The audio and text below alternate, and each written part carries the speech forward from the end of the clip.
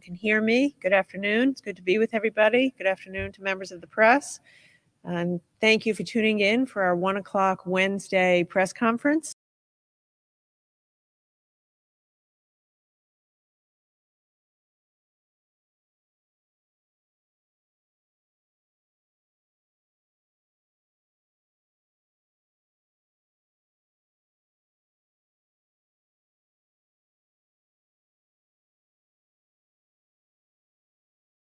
And that you sign up for daily emails at governor.ri.gov, governor.ri.gov. Please sign up for the daily emails. If you haven't downloaded the Crush COVID RI app, I think nearly 80,000 Rhode Islanders have. Thank you. If you haven't, I'm urging you to give it a try, especially now as we're gearing up to go back to school, college students coming back.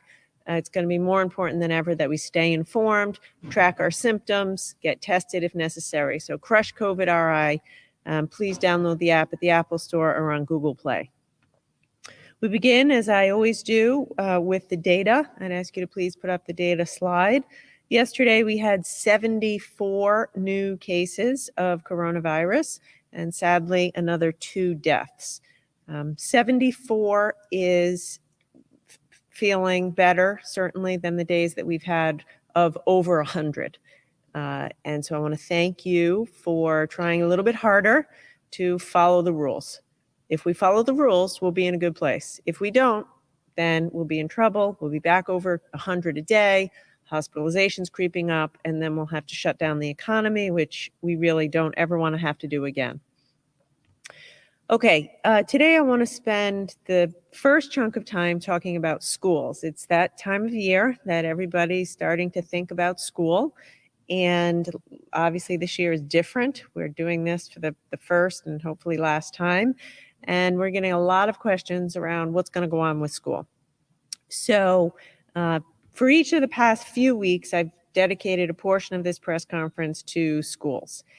And last week, we put up a slide highlighting the 5 metrics that we'll be tracking as we consider whether it's safe to return to full in-person school. We have statewide data.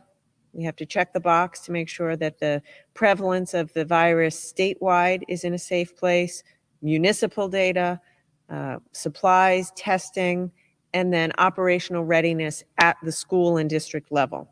And I've spent the past couple of weeks providing detail on those first 2 metrics and outlining the criteria by which we will determine if a particular city or town can go forward with full in-person learning or if they have to choose a more limited option. Today, I would like to talk about some of the other metrics, and I also want to start with the question that's on everyone's mind, which is the metric we call operational readiness. So is the school ready to open? Do they have the safety measures in place so that they can open? Are they ready to open under the new protocols? To that end, I want to thank the school administrators who've been working very hard to make sure that the schools will be safe and ready to open. Having said that, it is a Herculean task. Do not underestimate the task. It's doable. We're going to do it. Our kids deserve it, but it is an awful lot of work and detail. These are the questions that we're asking districts to come up with answers to. Do you have plans in place to transport the students safely to and from school? Have you made the facilities upgrades necessary to accommodate for better airflow, enough fresh air in every classroom? Are you able to build and maintain stable groups for all grades? We want the kids to be in a stable pod. Have you readjusted the traffic flow, in the schools? We want kids moving in one direction and not bunched up in the hallways.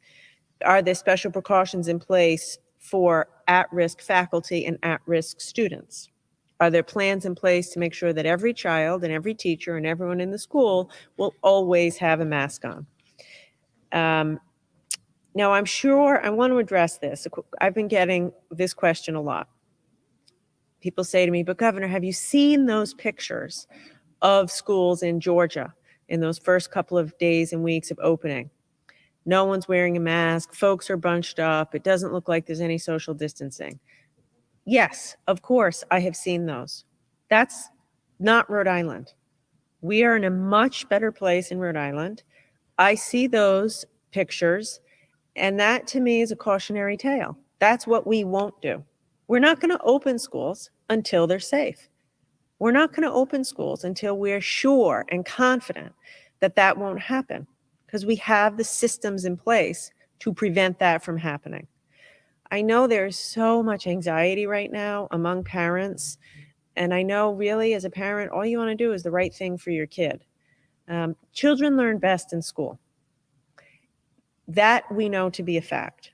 Children have struggled mentally, physically, emotionally, intellectually by being out of school. It is the right thing to get these kids into school, and also the right thing to make sure the school has the systems in place so that the kids and teachers are safe, so that when we open school, it doesn't look like those pictures. So yes, I'm aware of them, and that's why we're working so hard to make sure the precautions are in place here. That's not going to be us. That will not be our experience. To that end, in the time that I have been talking to teachers and superintendents and principals and teachers and parents, the message we're hearing, they're doing a good job. They're making a lot of progress. They're working hard. They have been saying we need just a little bit more time, just a little bit more time to finish our plans, to outfit our classrooms, to do the necessary work. They're getting close, but some of the details aren't worked out, and they're asking for a couple of more weeks so that we can all feel confident that when we say it's time for school to open, we will be ready. So based on the recommendations of the Department of Education and the Department of Health, today I'm announcing that we're pushing back the start date of public schools and our statewide calendar by 2 weeks. So kids will begin the school year on Monday, September 14th. And I'd ask you please to put up the calendar put up the slide with the new school calendar. Why are we doing this? We're doing this because it gives schools a little bit more time to be ready, a little more time to make sure they have enough PPE and masks, a little bit more time to make sure that they have a way to keep windows open or have airflow, a little more time to figure out how they're going to get the kids to and from school safely. And so that's why we've made this decision, so that you can have confidence that when we open school, we'll be in good shape and the children will be safe. If you take a look at the calendar that's before you on the screen, you can see the change also allows us to set aside 3 professional development days for teachers, September 9th through 11th. These will be days that teachers can have professional development, frankly, to learn how to educate in the midst of this crisis. It's a good opportunity for educators to learn the new protocols, to learn the new safety protocols, to learn some new skills on how to educate children in the midst of this coronavirus. I think this is extremely important. I think the teachers need it and deserve it, and it'll allow them to be better educators for your children. So with those changes and the later start date, we're adjusting the last day of school to June 25th so that children will have at least 177 days of school. So push back the start date by 2 weeks. Kids get out the 25th. They'll have 177 days, and teachers get 3 extra professional days so they can learn and be prepared to teach children in these extreme circumstances. I will say, this is tough. There's no easy decisions. This is an anxious time. It's my hope that if you're a parent, if you're a teacher, if you're a principal, you're a superintendent, you take a breath. That's what we're doing. We're working furiously to review these plans, and we're getting close, but just take a breath. This gives us a little more time. We're going to work just as hard. We're going to work just as fast.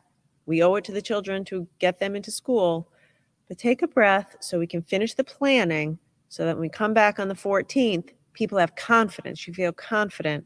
We have the systems in place, operational readiness to safely educate our children. Now, I want to address something. As we push back the calendar start date by 2 weeks, I'm also pushing back the timeline for making the final determination as to whether a school will return fully in person versus partially in person.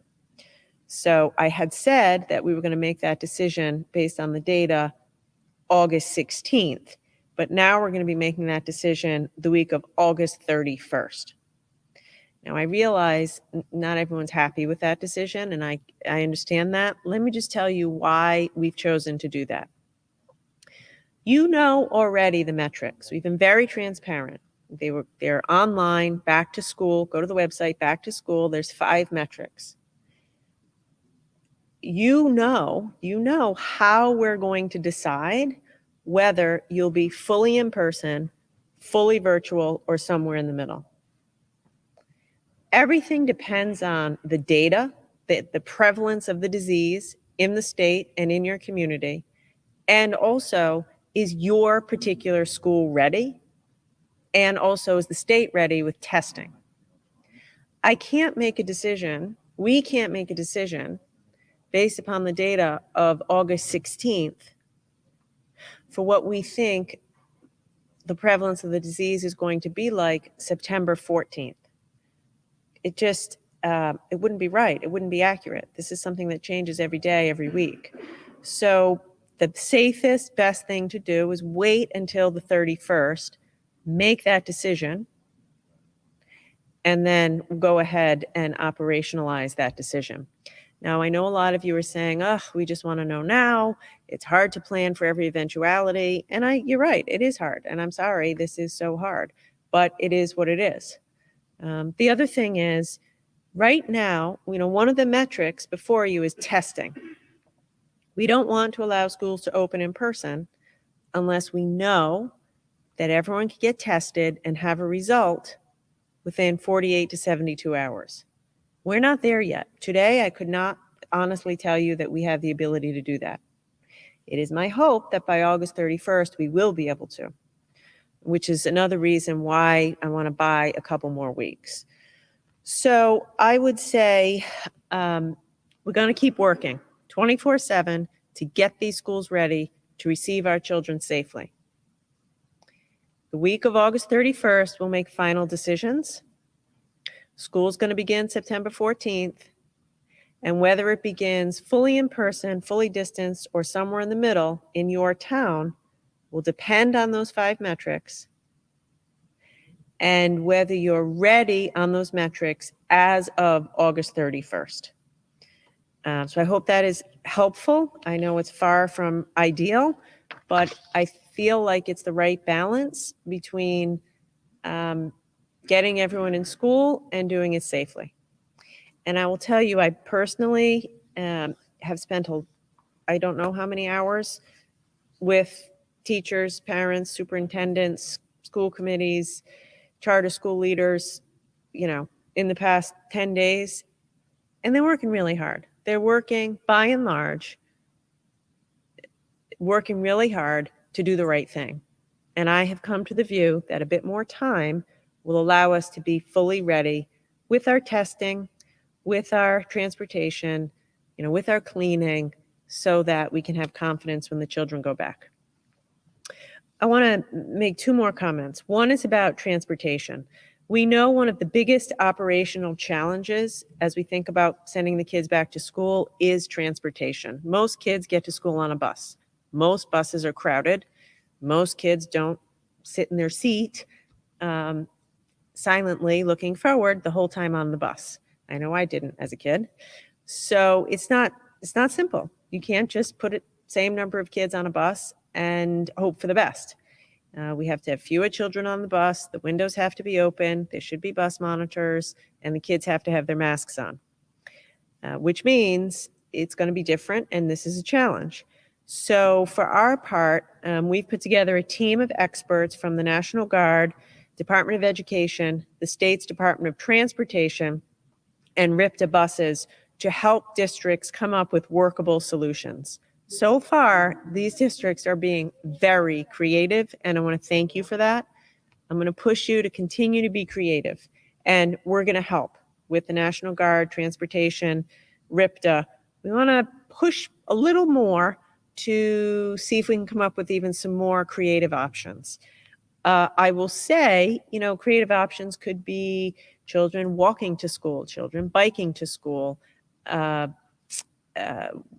ability to pick kids up and walk them to school, scootering to school, different forms of buses, different forms of vans. We're looking at it all. And, again, that these next couple weeks, we're going to finalize the plans. A lot of schools are thinking about staggered start times. Not everyone can arrive on the same bus at the same time. So I'm saying this so parents understand school's going to be very different this year. Transportation is a challenge. We've put the state's experts and the National Guard transportation experts on it, and we're going to do our best and work hard over the next few weeks to ensure that kids can get to school safely, starting on the very first day of classes. I also wanted to address testing. As I said, testing is key. Testing is absolutely key to the puzzle, key piece of the puzzle. The reason we're keeping children in pods of 30 is so if somebody gets the virus, we know they've really just been contained to that group of 30. And so we want to quickly test them, test folks around them, and put people into isolation or quarantine. As I said, we want to make it so that when we open school, everyone can get their test results 48 to 72 hours. We're not there yet. I'll be very candid, we're not there yet. We also know that things happen during the day. Kid might go into school feeling great, might start to get sick halfway through the day. We need to be able to do rapid testing on that child or on the teacher or on anyone in the school building. Teacher starts the school feeling great, halfway through the day starts to come down with a fever.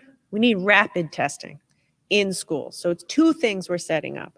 Regular testing, 48-hour, 72-hour turnaround, and then rapid testing.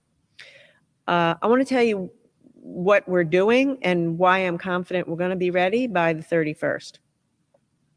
We've already secured, since I talked to you last week, we've already secured 8 rapid testing machines to process the rapid testing for schools.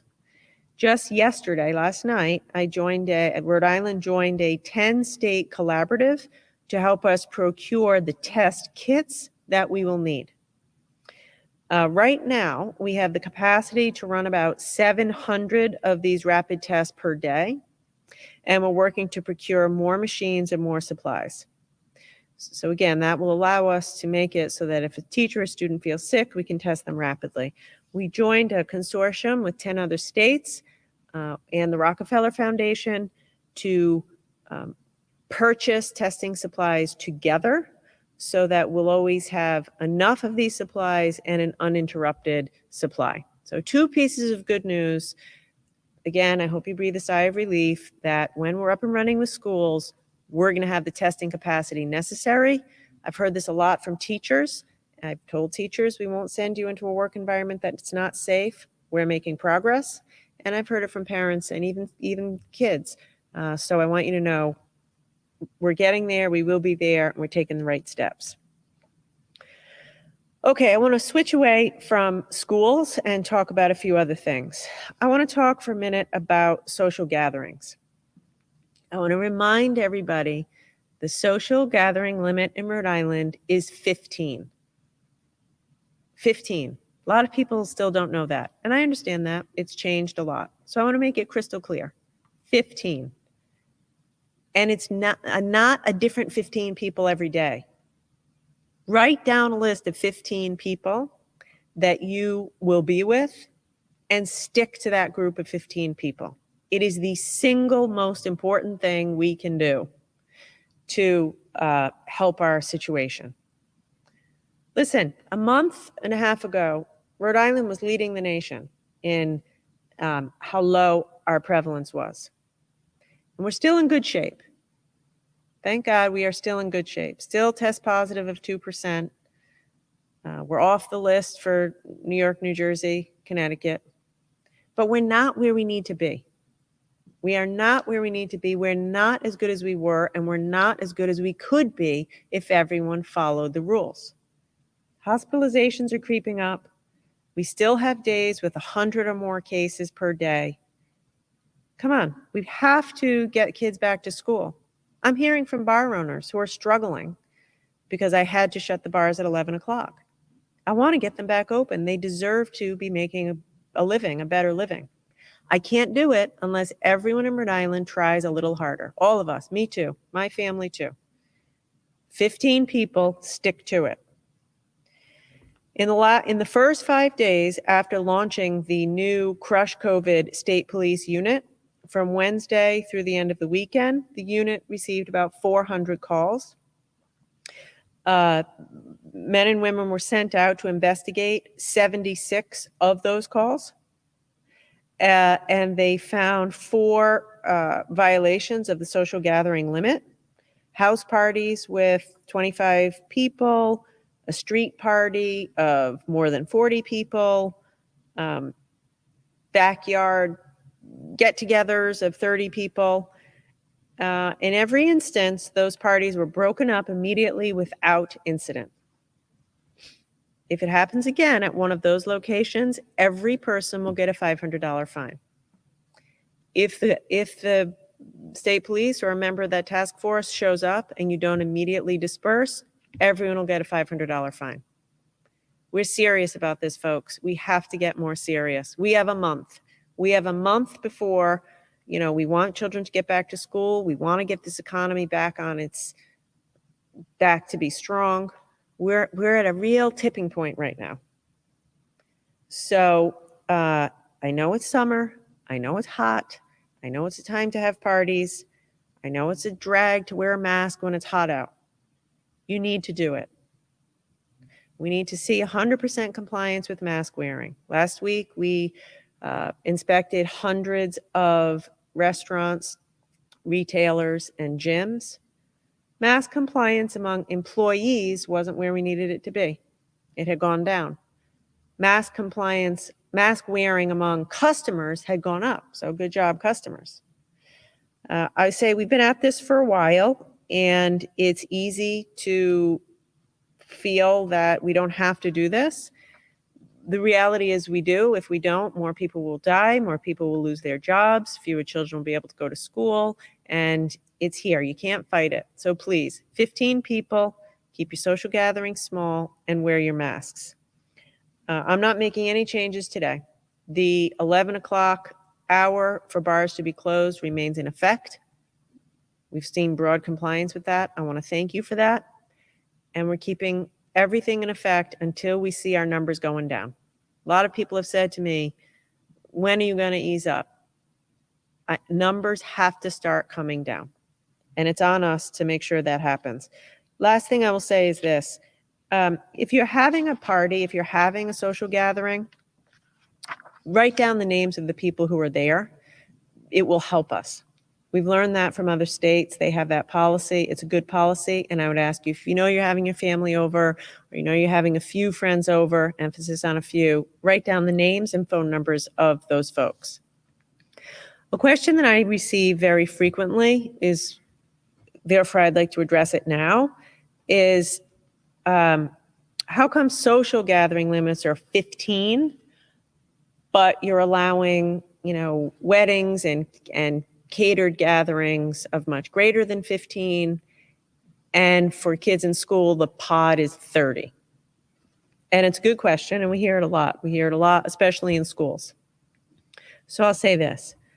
A school environment where people are primarily in a classroom with a seating chart, or in a cafeteria with a seating chart, wearing a mask, is relatively controlled environment. The same is true at restaurants. You go in, you're seated, you have your mask, people know where you're sitting. It's much more controlled. Social gatherings is where we're having trouble. As we look through all the contact tracing, social gatherings are the issue, where people are crowded together on a beach, crowded together at a party, crowded together in a street party, in a park, no mask wearing, sharing food, close in contact, no 6 feet apart. So in those instances, it's really important that we have a cap of 15, and that is very different than a stable pod of 30 in a classroom with a seating chart with mask wearing in a much more controlled environment. I want to talk briefly about contact tracing. This is an area where Rhode Island stepped up early, and the experience of every other country that has handled this well, Germany, South Korea, Singapore, it's very clear that contact tracing is key to stay ahead of the virus. The quicker we can track down somebody's contacts, monitor for them for symptoms, and get them tested, the more effectively we can stop the spread. I will share with you today, we need to do a better job with contact tracing. Our team needs to make greater investments in contact tracing so we can scale, so we can be ready for school. And we're doing that. We are absolutely doing that, putting more people on the project. And everyone in Rhode Island needs to do a little bit better of a job as well. So I want to ask you for a few specific things. Number one, I want to ask you again, please keep your contact tracing journal. You're probably sick of hearing me say that. I understand that. It is so simple and it makes a huge difference. Get a little notebook and write down at the end of the day, who have you been in contact with?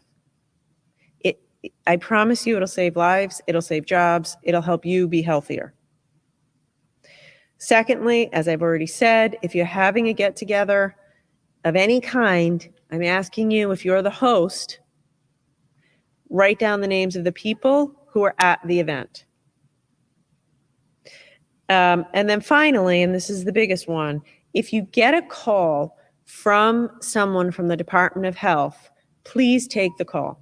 Please answer the phone and provide your information. I know some people are reluctant to provide the information. I want to assure you that all the information you provide is protected by the strictest privacy standards under HIPAA. No one will have that information. I will say, and Dr. Alexander Scott can go into it in more details, we are, when we started this, nearly everyone we called answered the phone and gave us the information we asked for. That's much less so the case now. So we are looking at more creative ways to let you know that it's us on the phone. But I'm asking you, if you get the call, please answer the call. Don't be afraid. The information's going nowhere. It's really the only way we have to control the disease. And the questions are just going to be, who have you been in contact with? Where have you been? But we need to increase the rate of participation of folks answering the phone and giving us the information. And when they call you, it would be very helpful if you had your contact tracing notebook or the list of places you've been or the list of people you've been in contact with. Finally, last reminder for today, I want to remind everybody of the golden rule in this pandemic. Don't leave your house if you're sick. I'm going to say it again. Don't leave your house if you're sick. If you have a headache, if you have a fever, if you have a stuffy nose, the sniffles, normally you might go to work. Don't leave your house if you're sick. This past week, when we looked through all the data, and we looked at all of the people who had tested positive, who had been to work, half of them were at work sick, had some kind of symptoms. If you're sick, if you have symptoms, if you're sneezing or coughing, you are much more contagious. We need you, please, to stay home.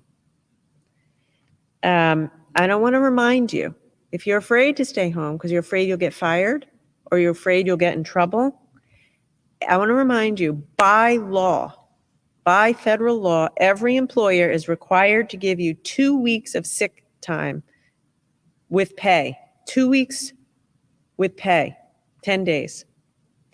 If your employer is giving you a hard time and making you go to work sick, telling you won't get your sick time if you're sick, I want you to call me, because it's not right, it's against the law, and it's not fair, and it's hurting everyone else.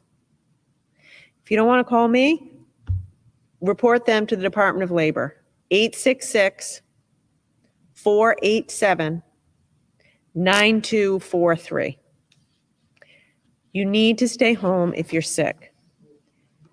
If you're an employer who's hearing me say this, if you're a manufacturer, we're seeing things in manufacturing operations. If you're a retailer and you're pushing folks to come in even when they're sick or threatening that you won't pay their sick leave, you're breaking the law. We're going to find you and you will be punished. It isn't right. And by the way, it's enabling the spread of coronavirus for everyone else. It's not in your best interest. I know there's pressure. I know there's pressure to go to work. I typically, pre-corona, I would go to work sick. I would take my 2 Tylenol and head to work.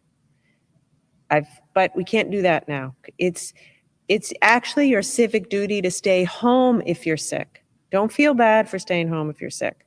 You're doing the right thing by staying home if you're feeling sick. Last week, actually, I had a Facebook Live with Dr. Philip Chan of the Health Department. He's an expert in infectious diseases, and he was talking about in school, we have to change the culture in school. This year, probably schools shouldn't have awards or certificates for perfect attendance. We don't want to put pressure on anyone to go to school when they're sick or to go to work when they're sick. So anyway, same thing, by the way, we're seeing prevalence of the disease spreading in carpools. It's the same thing. If you feel a little bit sick and you get into a carpool, you're going to get everyone in the carpool sick. And if you have the virus, then that's an outbreak. If you go to the manufacturing operation, then you have an outbreak there. If you go to work at a retail, same thing. So we went through the data, and we're seeing a high percentage of folks who test positive went to work or someplace when they were sick. Don't go to church if you're sick. I can't say it enough. The golden rule is if you feel a little bit under the weather, stay home. And probably a lot of people are hearing me say this and say, yeah, but that doesn't apply to me. I have a really important job. Yeah, but that doesn't apply to me. I don't have the virus. Yeah, it applies to you. Please stay home if you're sick. Finally, before I turn it over to the commissioner, I want to invite you all to join me tomorrow on my Facebook page at 3 o'clock. I'll be joined by Dr. Fauci. Dr. Anthony Fauci will be with me having a discussion around schools. Dr. Fauci has been a great resource to us from day one, but also he's really excellent when it comes to advice around how important it is for children to be in school and what we have to do in order for it to be done safely. So tomorrow, 3 o'clock, my Facebook page, join Dr. Fauci and I as we talk about what it means to be safe when the kids come back to school in the fall. So with that, I'll turn it over to the commissioner and then come back for questions.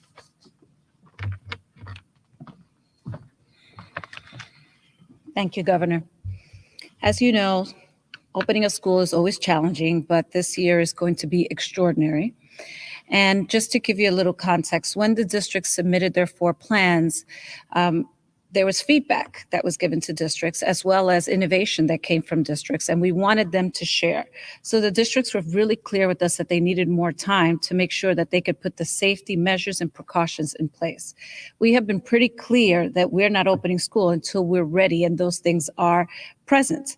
So I think that this extension of time is really important for us to move forward because the plans, we have metrics, we're following the metrics, and we've already been very clear about parents having choice. We've been really impressed with the work that the superintendents have been doing, and this is hard work, guys. This has been extremely difficult.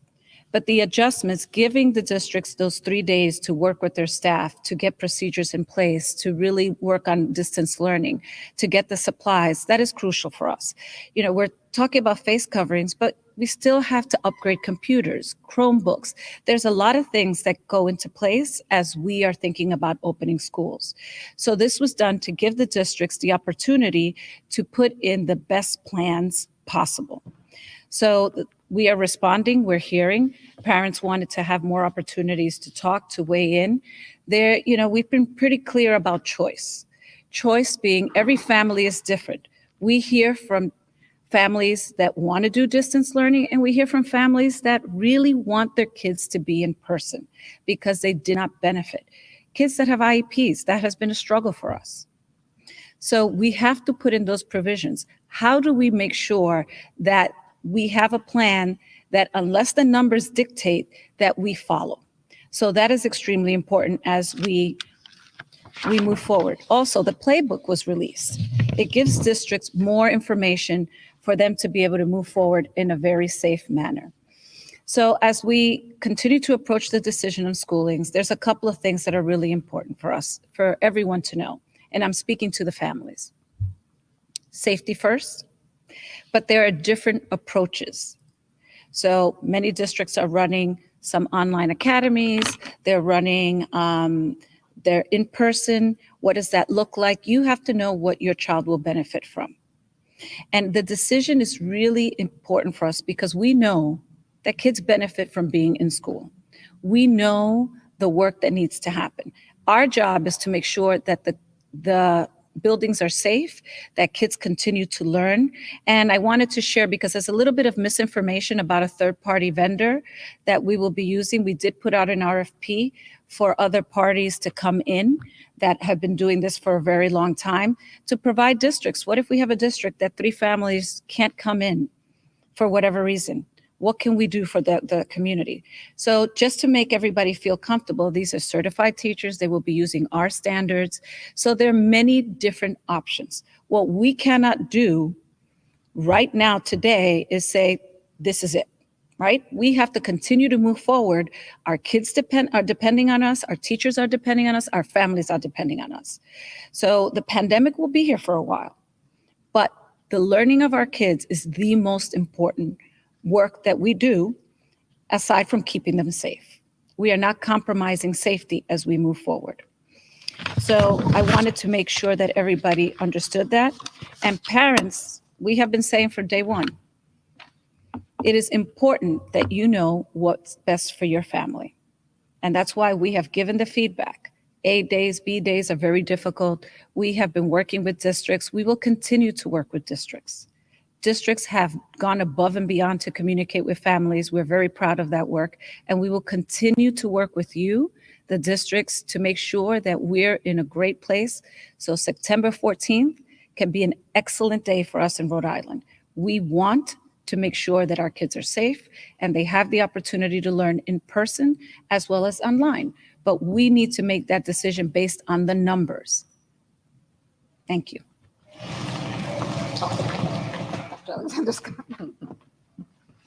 Good afternoon. I'm honored to continue following the governor. Thank you, Governor, and Commissioner Infante Green. I want to again thank you and your team at the Rhode Island Department of Education, as well as our team at the Department of Health and all the school officials throughout the state for contributing to our thoughtful, measured approach to schools. Please know that in every decision we make together when it comes to schools, our priority is the health and safety of students, families, teachers, and school staff. To get started with data, as the governor said, we have 74 new cases to report today. Sadly, we also have 2 additional fatalities to report. Both of these people were in their 60s. Our sincere condolences and prayers are with the families of these 2 treasured Rhode Islanders, as well as with the families who have been impacted throughout this time. It's important for all of us to take a moment to acknowledge that and to recognize that the actions we take have an impact on those families.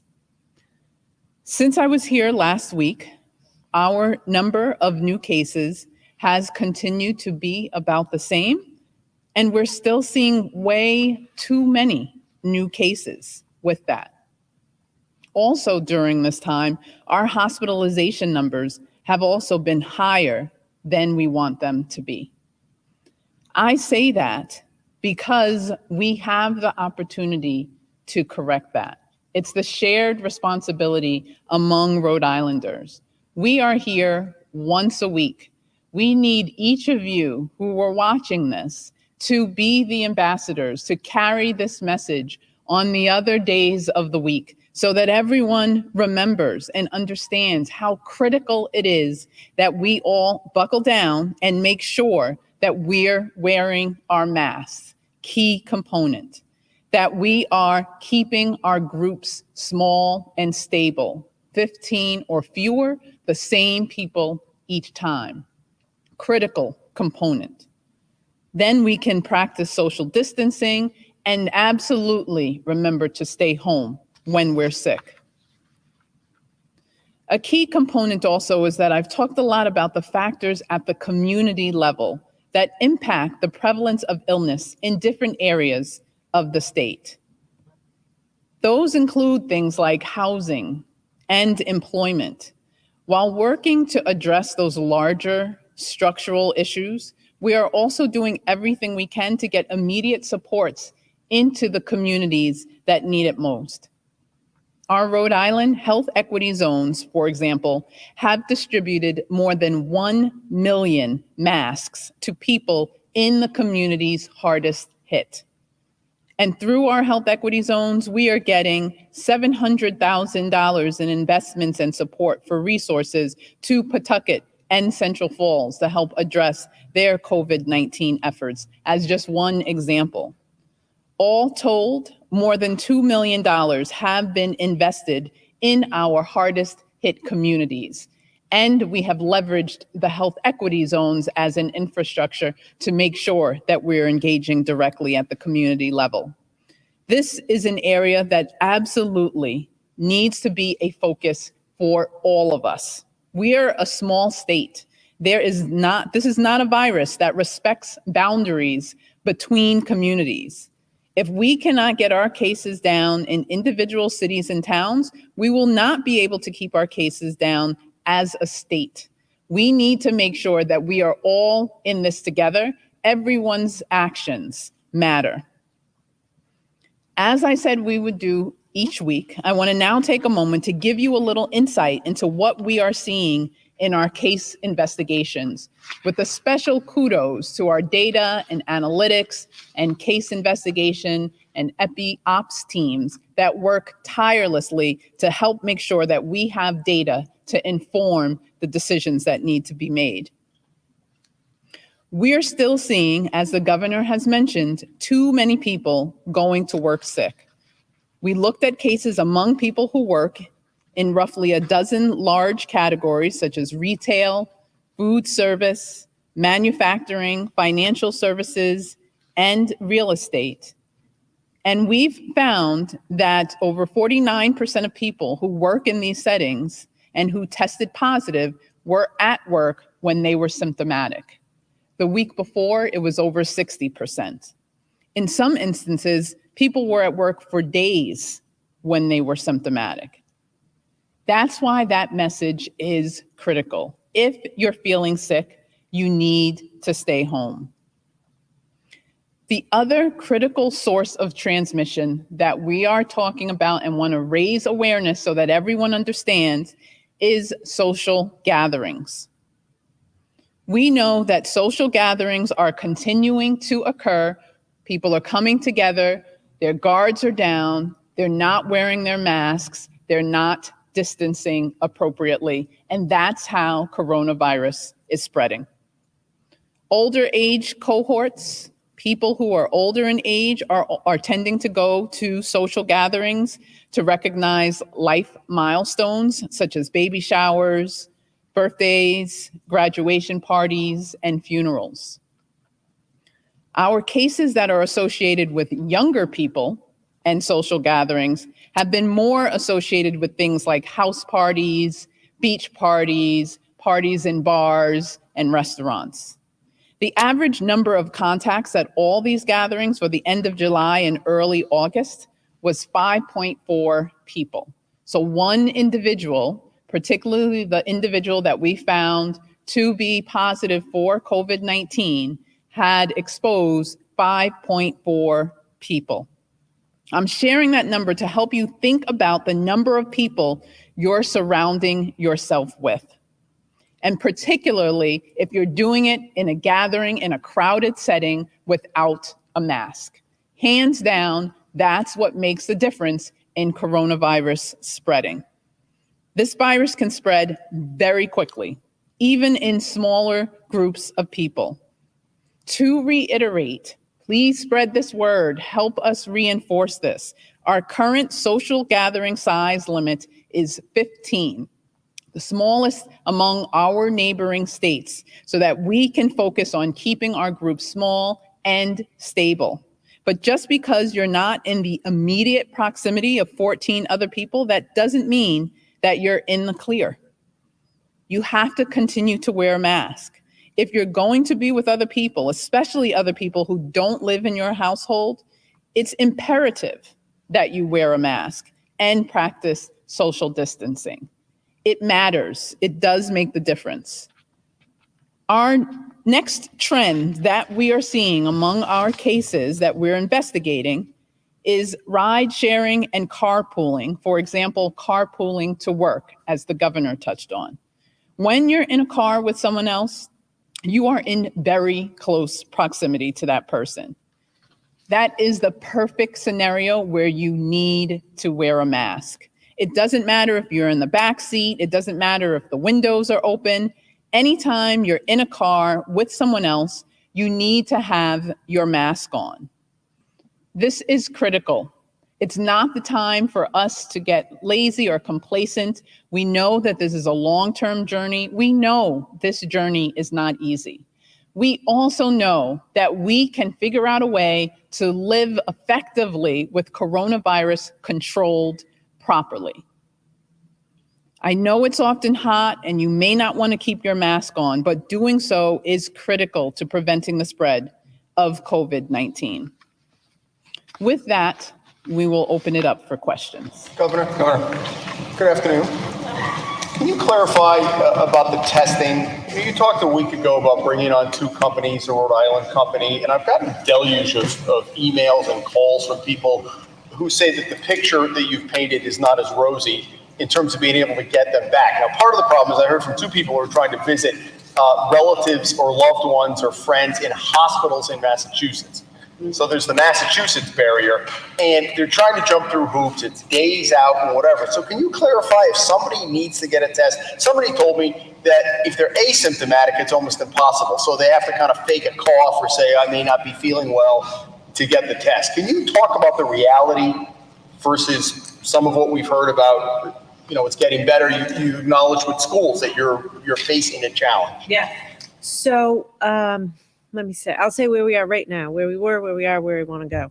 Right now, the delays are too long. I'll be the first to say that. You should be able to get a test. So you should, if you're asymptomatic, and I've heard from a lot of people just who I know who quickly get a test. If you go to the portal.ri.gov, you should be able to schedule a test pretty easily. If you feel sick, you should call your doctor. And you should be able to pretty quickly be able to schedule a test.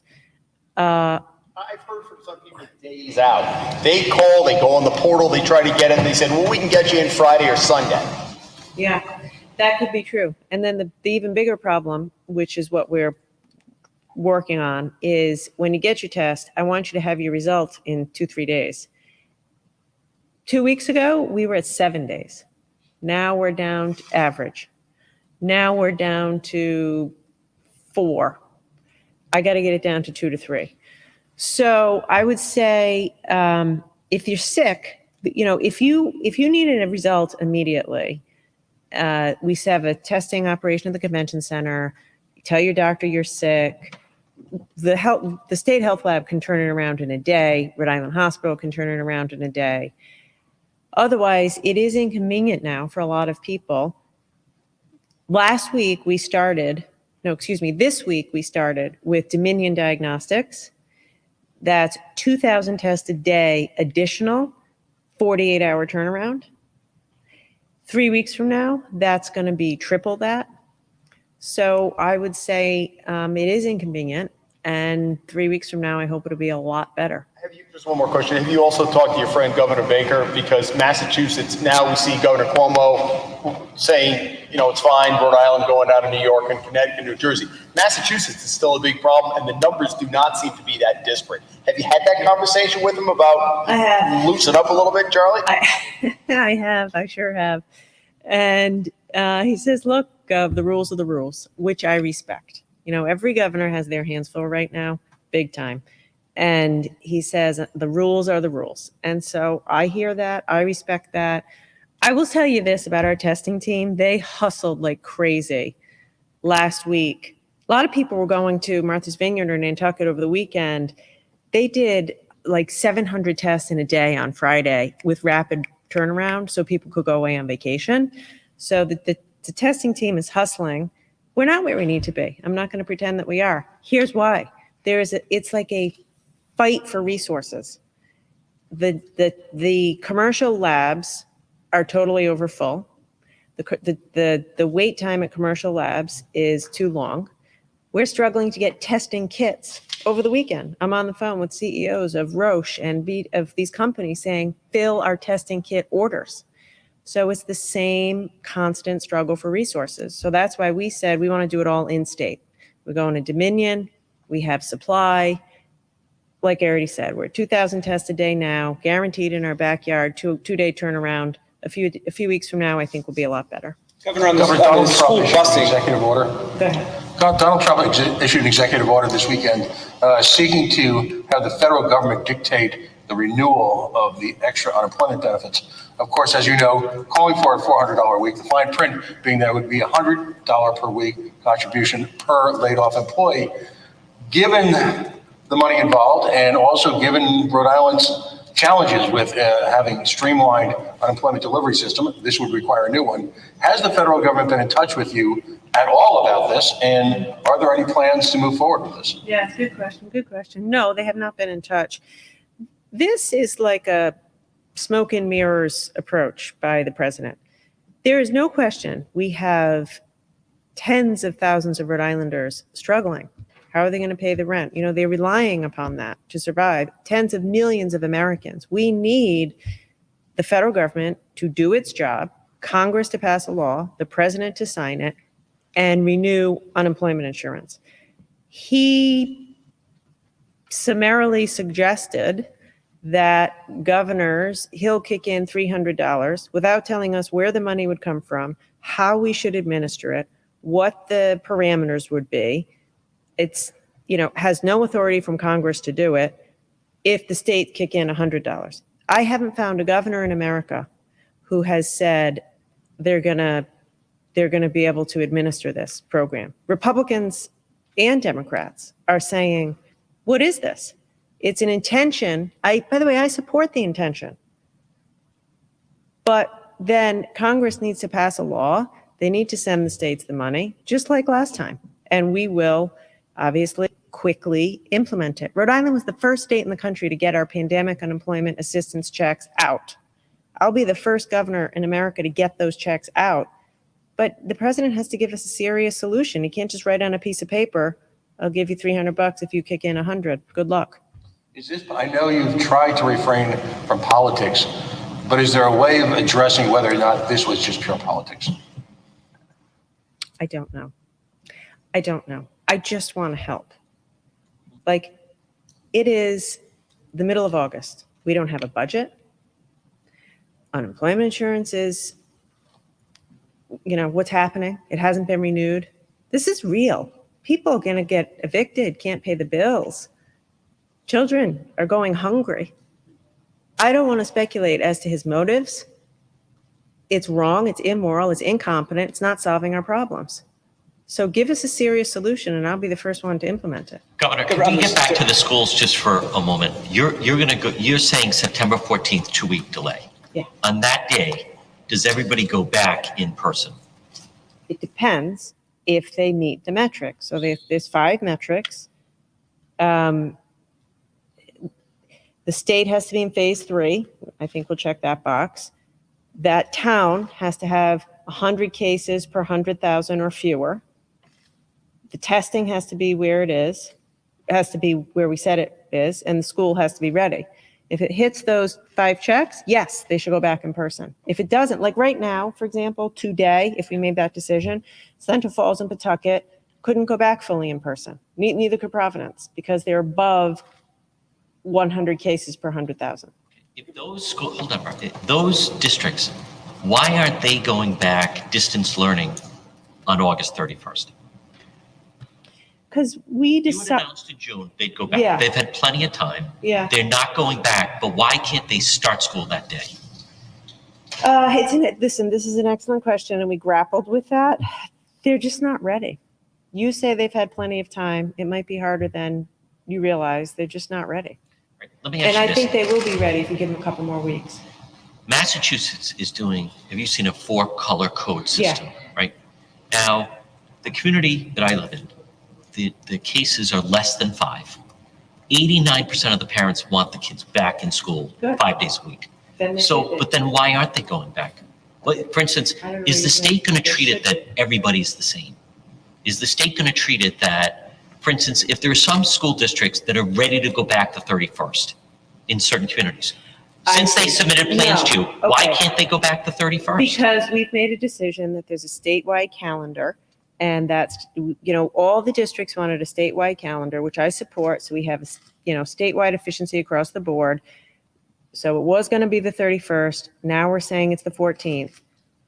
I don't know where you live. Wherever you live is your business. My point is, if it's safe to go back to school, get those kids in school on the 14th. And the district can decide that. The district can decide Yeah. that. It won't be coming from the state. Yeah, well, we will approve their plan. We've approved their plan and say, yeah, you're good to go.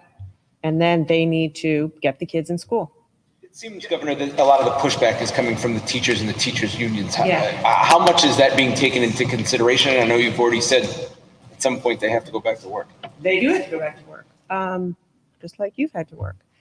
I listen to them. Listen, everybody's afraid. Teachers are afraid. It's legitimate. I understand that. Nurses are afraid. People that work in nursing homes are afraid. When we brought the RIP, bus drivers are afraid. Like you got to get up your courage to do it. So I'm hearing them, and I'm promising them that we'll have the safety measures in place so that it is safe.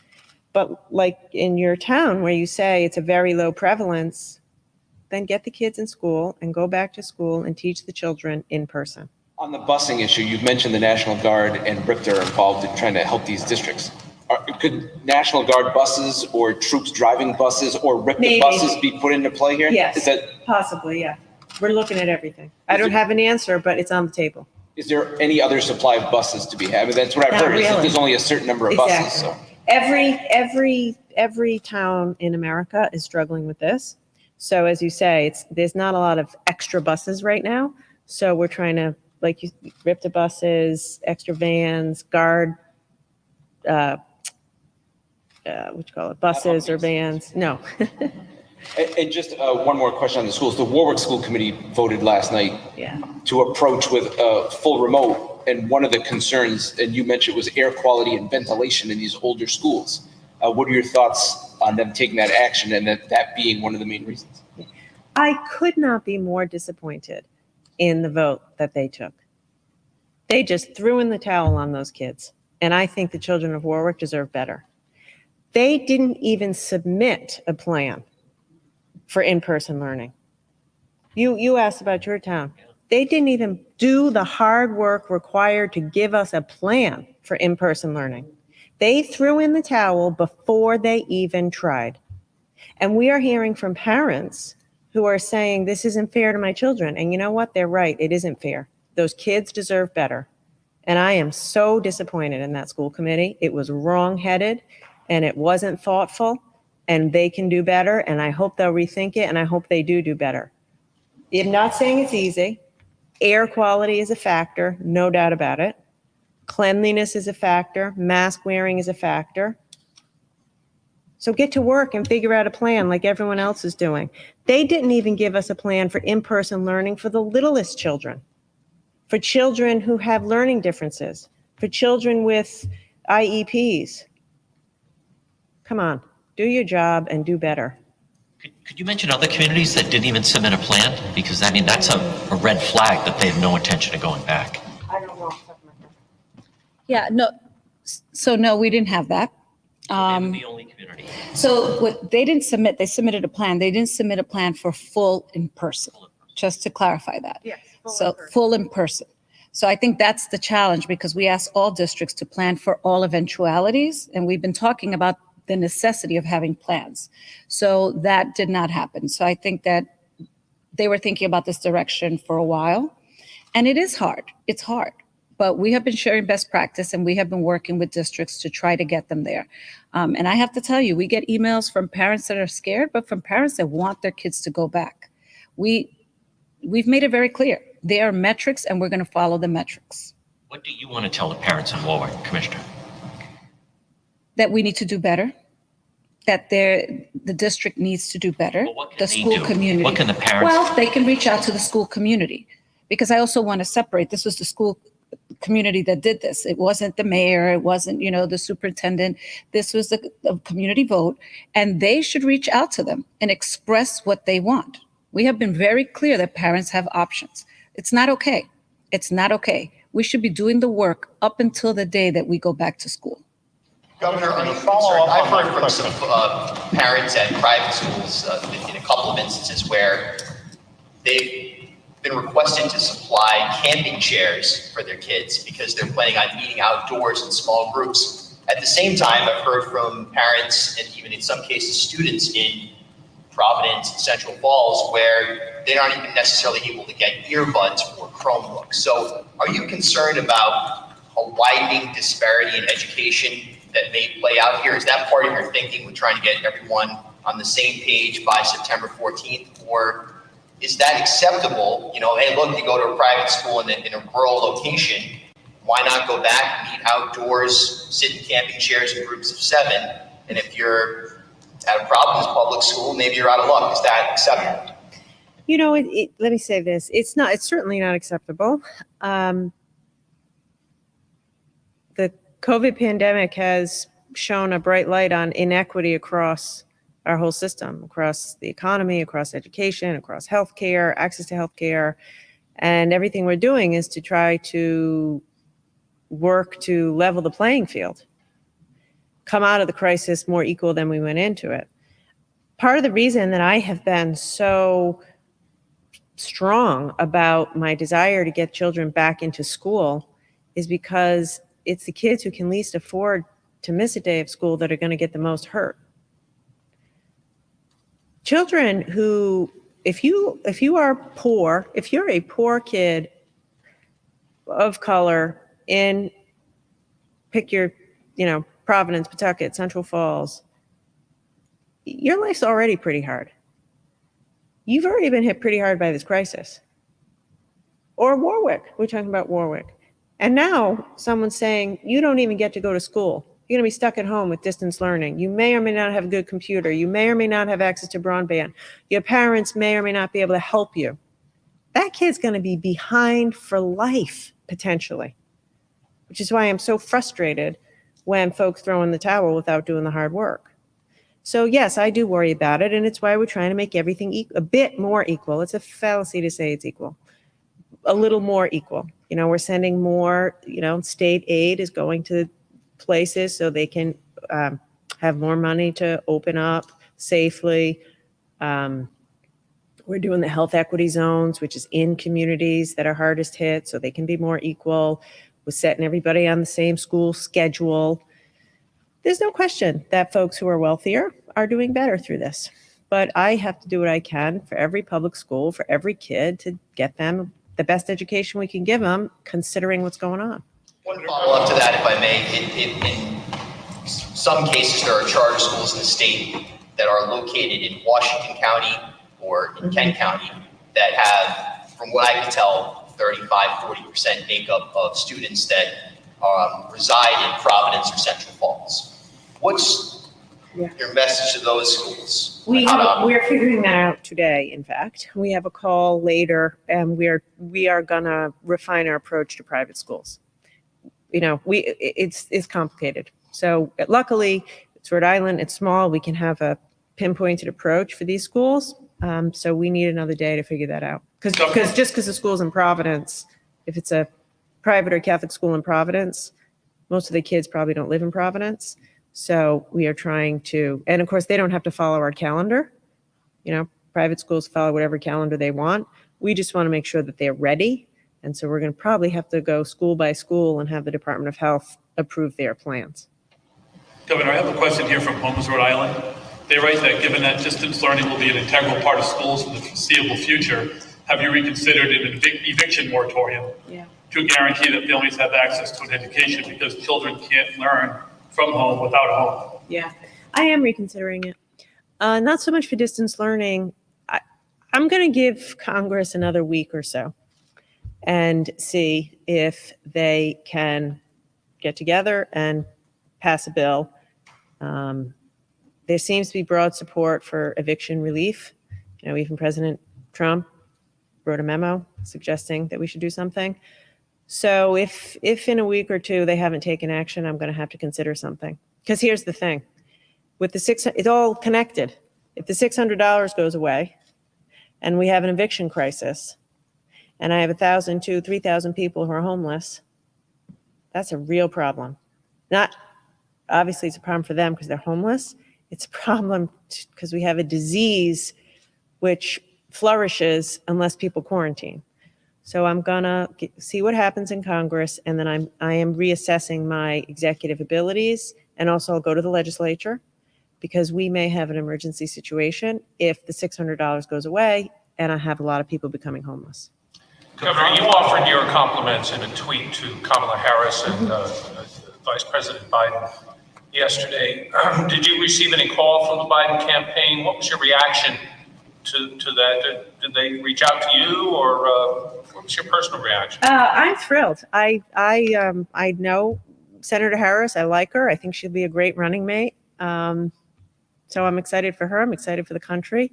I don't really want to talk politics here, but obviously I'm a supporter of President Biden's, and I'm going to do what I can to help him win. No call? I'm sorry. No. No call? No. Governor, one of the problems nationally has been that teachers are refusing to go back into classroom situations for in-person learning. And there are rumors, at least from the press, that New Jersey, for example, in some municipalities and areas was forced to cave in completely on that and say, well, we've got 30 to 40% of our teachers who won't go back to work. We cannot force them. We can't have in-person learning without teacher cooperation. And I think I pointed out to you a couple of weeks ago, the numbers, as I understand them, are that about 60% of teachers are 40 years of age or older, and about 35% of teachers are 50 years of age or older. And so they're themselves at significantly increased risk from the virus. What is the plan, and what have been your discussions and exchanges, and maybe the commissioner would want to get on this too, with the teachers, the unions, and the possibility that in-person learning may not be possible because the teachers simply will not do it, or enough teachers will not do it? Yeah. So a few thoughts. First of all, I'd like to thank the teachers unions in Rhode Island. The experience that you see around the country is not the experience we're having here. By and large, they have been collaborative, trying to help us solve problems. They did ask, to Brian's question, they did ask for a delay. I thought it was reasonable. We're working together. And so I'm hoping that Rhode Island stands out as a place where we can work together to do the right thing for teachers and children. And so far, we are doing that. The second thing is, it's on us to make the environment safe. So yes, there are going to be teachers who are older, who have underlying health conditions.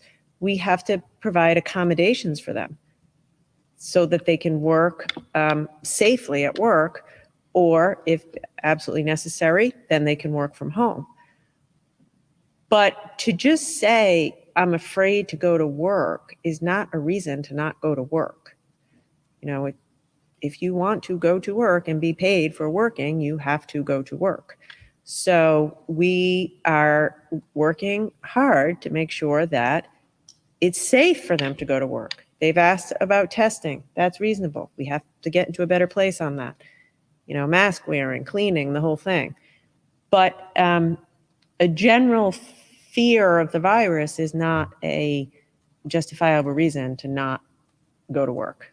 And I would like to say, like, to tie in all of these questions, a couple weeks ago, maybe even a week ago, the Interscholastic Sports League put out guidelines for kids for sports. I was so impressed with their work. Not unlike the parents who do Little League, or the equivalent of Little League. They have such a can-do attitude. Like, if this is what the rules are, we're going to do plan A. If the rules are different, we got a plan B. If they're different, we got a plan C. They're going to figure it out to get these kids to have sports. That's what we have to do for school. It is very hard. I understand that. We'll figure it out. Whatever the circumstances might be, it won't be perfect. Maybe it'll be hybrid. Maybe the windows will be open. Maybe you'll be in a lawn chair outside. Maybe you have to have your lunch in the parking lot. Maybe it's some partial learning distance and some in school. Just commit yourself to the children and we'll figure it out. And so today I'm saying I'm giving us all another couple weeks to figure it out. Are you applying a double standard in effect where you're saying parents can choose, if you're not comfortable, don't send your kids to school, do distance learning, do whatever.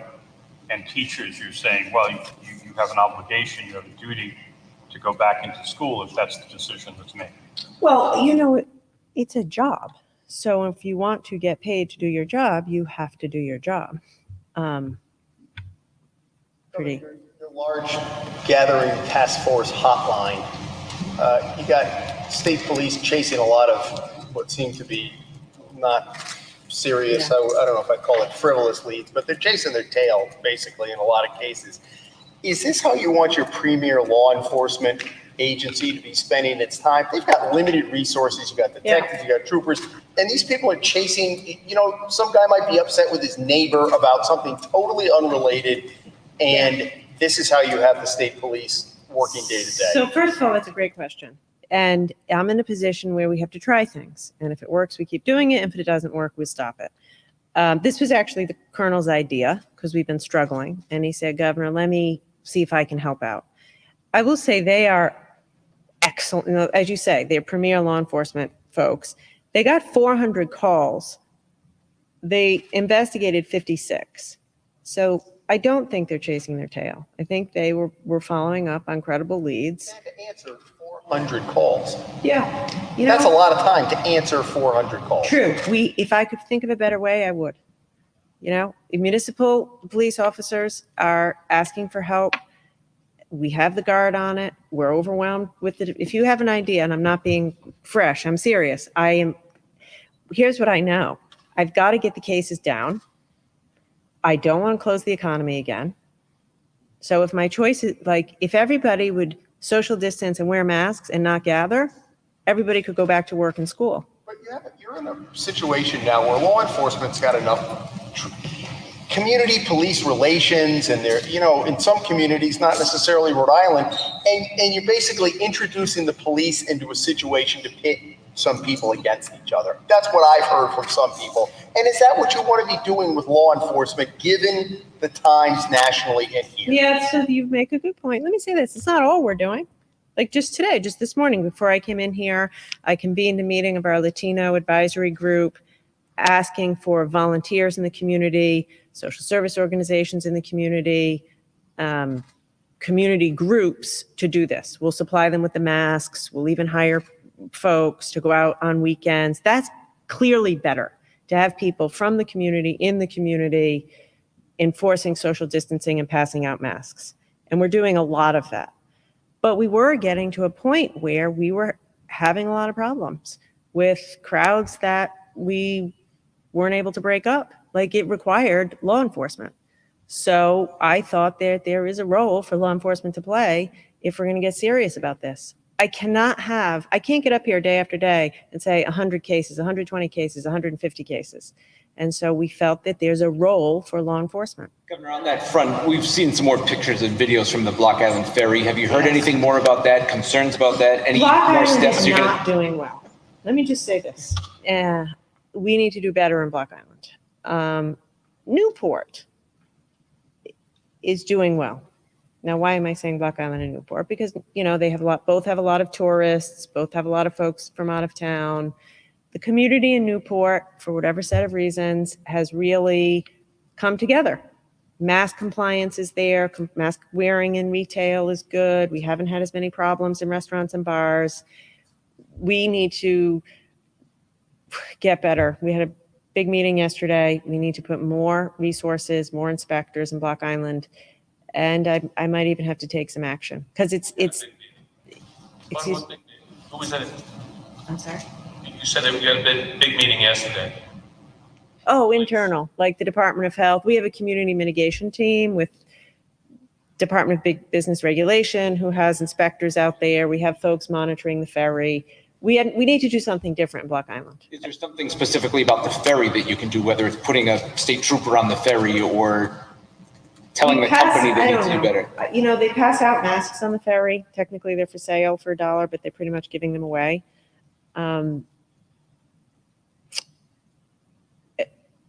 Again, we're trying everything we know how to do.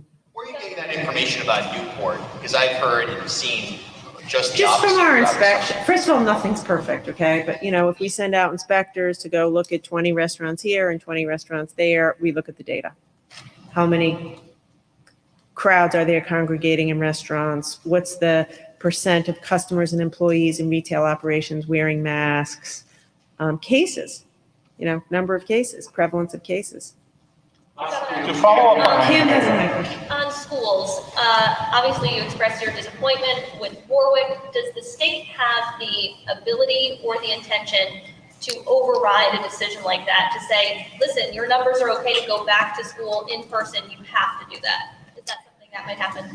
We are looking, in light of what happened, I am looking into all of the state's options, funding options, legal options, et cetera, that the Department of Education has or the state would have. So we're looking into that, and we'll use whatever tools we think are necessary.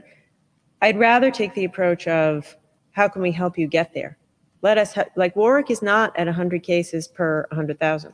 They could go back.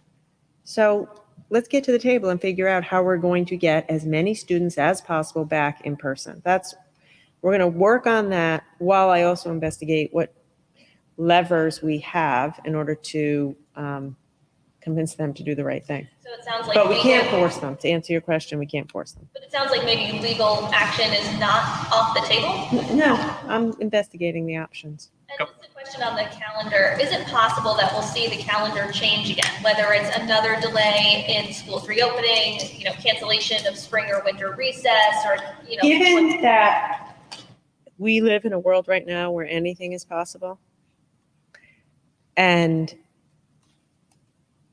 this virus changes things in the space of a week or two, I would say yes.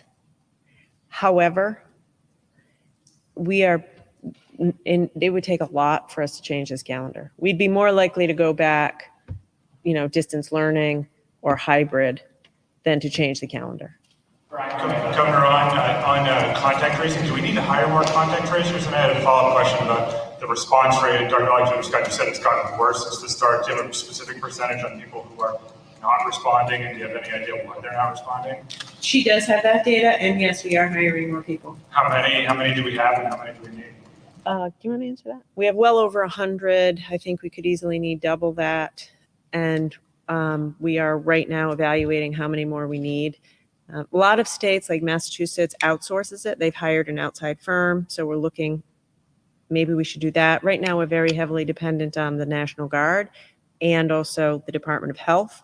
But we have hundreds of people doing this, full time. Follow on the contact tracing. Months ago, Charlie Baker in Massachusetts was saying, if you get a call from thus and such a number, or it says something on your phone, don't ignore it. It's the contact tracers calling you. We've never done that. I don't believe you've ever done that. I could do that. Yeah, I don't know if you have a uniform way of contacting people or what. And why do this now?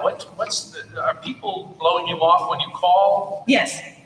So we've seen fewer people picking up the phone. 2 months ago, 90% of the people picked up the phone and gave us the information.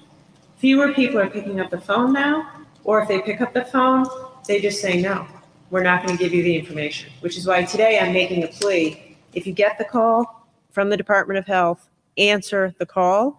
If they ask you for contact information of the people you've been with, please comply with us. It's private. We won't share it with anyone. It just allows us to do the contact tracing. Dr. Alexander Scott, maybe you could also address, we've heard from a lot of people who don't know how to verify that the call is legitimate. They get afraid and they hang up. So I think that's probably what Steve is getting at too. How do they know that it's actually the Department of Health? Thank you for that. So I want to make sure I cover all of these. What the governor said, and starting with the answer to the challenges we're having with getting the information from people, does stand. It is more now than it was previously. And it's about 10% or so of our cases where we're needing to really work with people to give us that information so that we can support them in keeping the people that they love and have been exposed to safe. We are working to be able to have the technology support having a number in place that makes it clear to people from the caller ID standpoint of who is calling. When our staff are on the phone, we are saying we're calling from the Rhode Island Department of Health. It's important for people to know there is no intention or ask for any information about their bank account or looking to get funding in any way. So if any of those types of requests come through, it's important to know that that is a concern. We say Rhode Island Department of Health. Their caller ID doesn't say you're getting a call from the Department of Health. We are working on getting the technology to support that because we know that will be a helpful reassurance for people. But we are verbally saying, I'm calling from the Rhode Island Department of Health. And those individuals will oftentimes have the general information that could help verify that they actually know what they're dealing with in the conversation with you, and you can work with them to get information on what you need to tell your contacts and beyond. And then the last follow-up to the initial question about getting more contact tracers and case investigators, part of that also is in the planning for what we will see with K through 12 and schools. So we want to build up what we need now and be able to forecast what are we going to need so that we can help support making sure that everyone stays safe across the board. Doctor, what's the protocol if the Department of Health initiates a contact tracing call? Do you leave a voicemail if somebody doesn't answer? What does that voicemail say? Is there a number people can call back if they're suspicious about the validity of the call? What exactly is the experience for somebody who is contacted as part of contact tracing? So the experience is if someone is reported to be a positive case in terms of their test results returning positive, someone acknowledges themselves as the Rhode Island Department of Health and calls to inform them of the test result.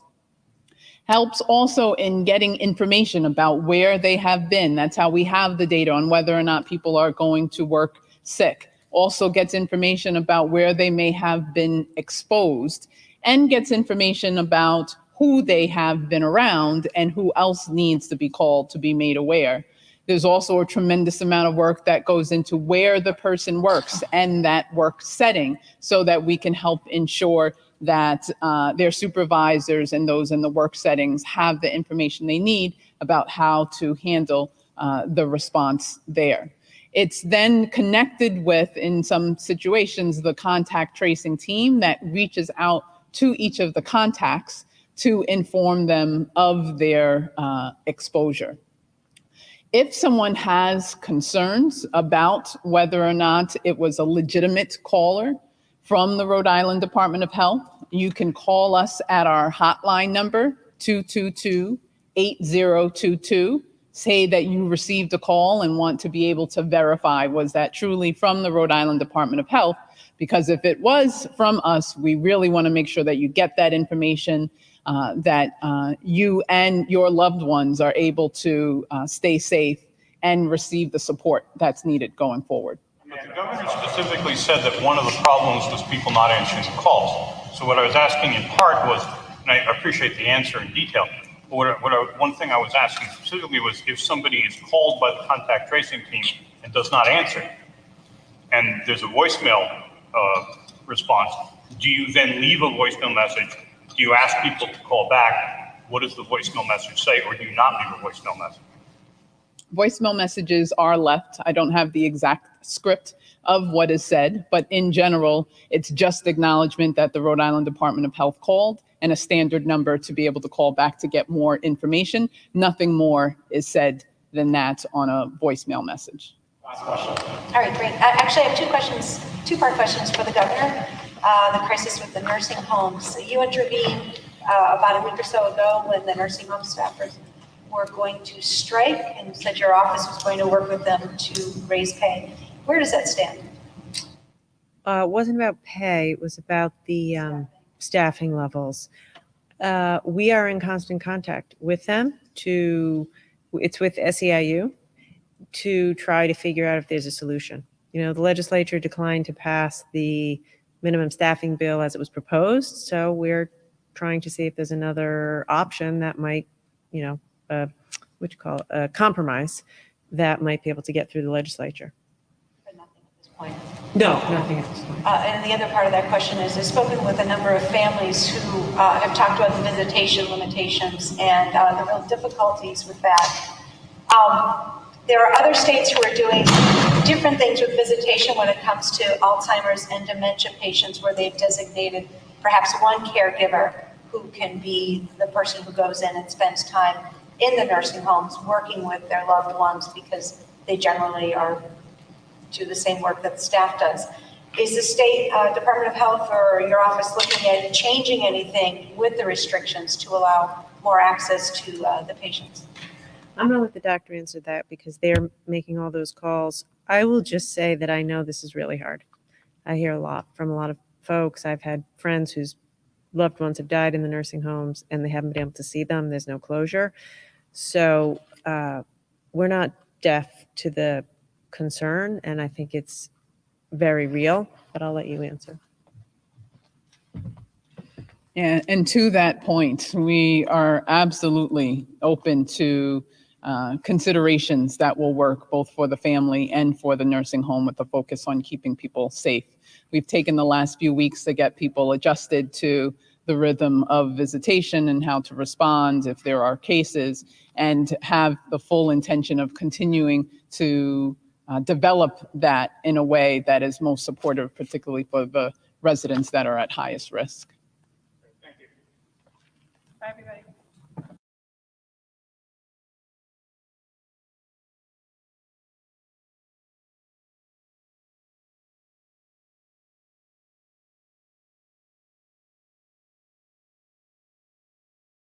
Develop that in a way that is most supportive, particularly for the residents that are at highest risk. Thank you. Bye, everybody.